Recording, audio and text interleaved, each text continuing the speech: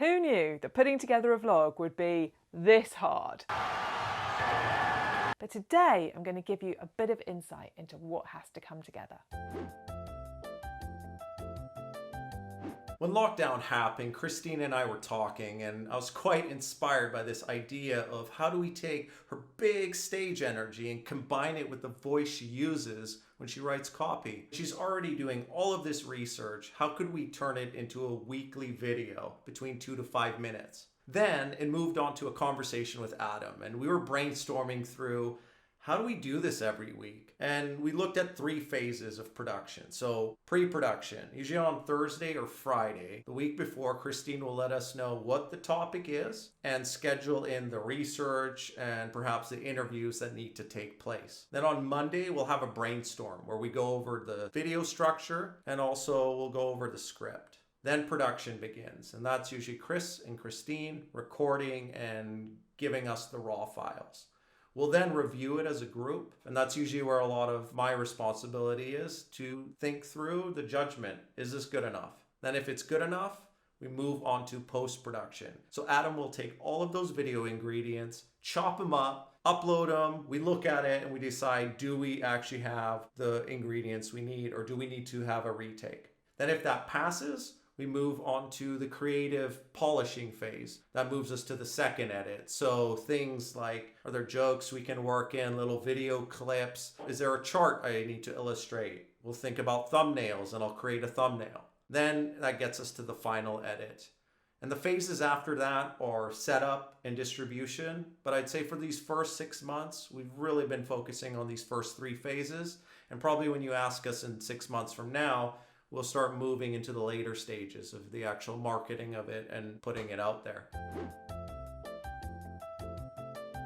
So the process that we've worked on is that the first stage is for me to capture the content and decide what we're going to talk about, research it, and then put it into words and record it.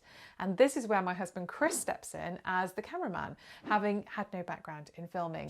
And so we work together to try and make a bit of film, which then goes to Philippe to have a look and see whether he thinks we've nailed the point we want to make. Let's say we screw up or we say something wrong. You don't get frustrated on it. Okay, so what? You mess it up once, 7 times, 15. You keep recording and you keep trying. And then when you feel that you've nailed that one line really well, do it again, maybe do it one more time. And that way, no one should see how much effort is going into the editing. Ideally, when you've sent me a bit of film, you've sent me a couple of options of each take.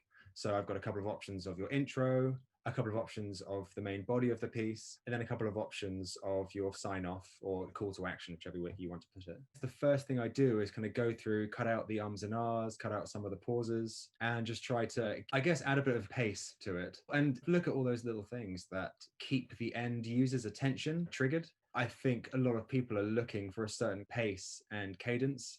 I try and put myself in the head of the end user who's watching it and edit for them, edit for how they're going to want to consume it. It's nice to get someone to film you doing it, but you don't have to do that. And it can be as simple as get some books, pull them up, put your phone on top of those books, so you're looking at eye level, and talk to your phone. So if you look at me at the moment, I've got a bit of space above my head. I've got a bit of space left to right. I've found something kind of interesting to sit behind me. I'm not really bright and the background's really dark, or vice versa. I've kind of paid attention to make sure people can see me.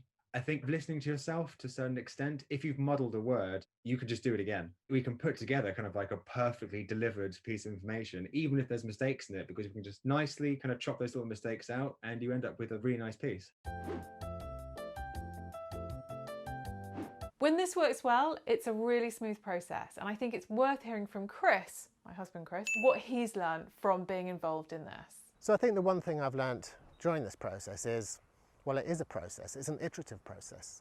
You start out not knowing the tech, not knowing how to frame a shot, not understanding how the sound will work, but don't give up on yourself. The next week you will do something else, something different, and improve again. And before you know it, you're getting some great vlogs.